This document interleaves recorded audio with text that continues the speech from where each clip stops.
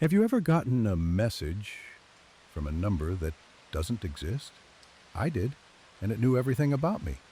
It started on a Tuesday, nothing unusual, just one of those slow gray days that drags into the evening.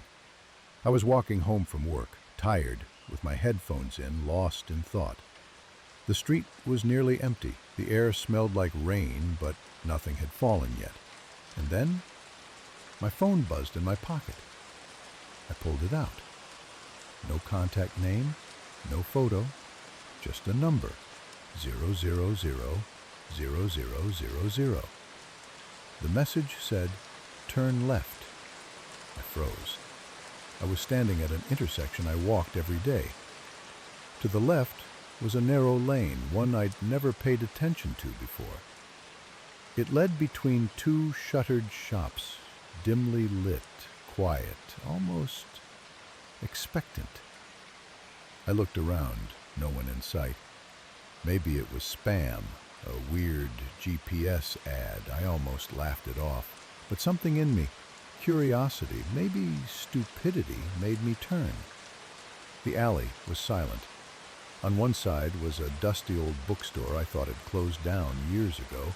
Next to it, a tea stall with chairs stacked, long abandoned. Then, my phone buzzed again.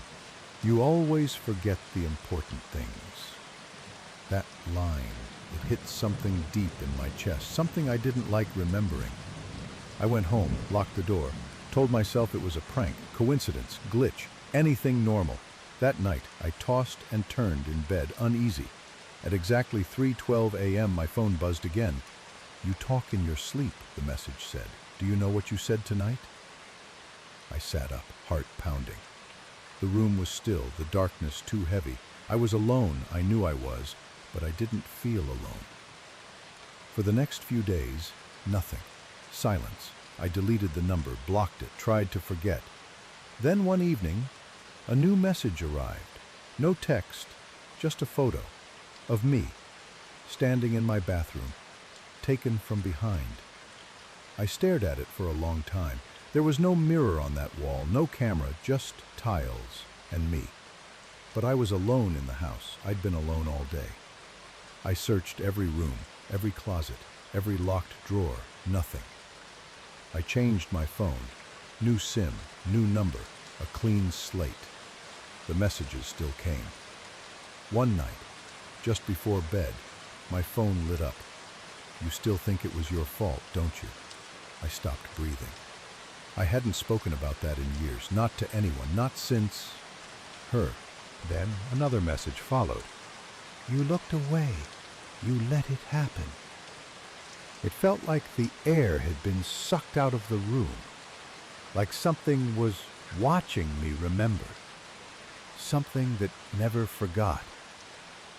I couldn't sleep. I started leaving the lights on, checking behind doors, talking to no one. Then, last night, at exactly 3:12 a.m., one final message. "Don't turn around." I sat still in bed. I didn't even blink. Every part of me screamed not to move. Then, another message. A voice recording. I hesitated and hit play. It was breathing.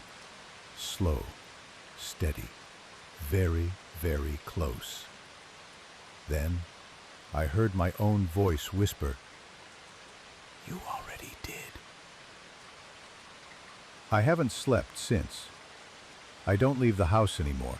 The messages, they stopped.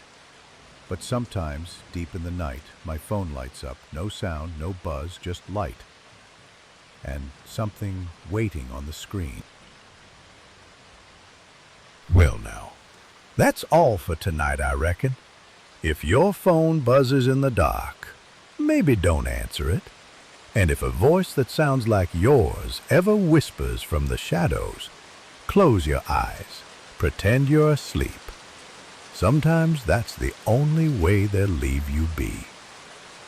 Sleep tight now, if you still can.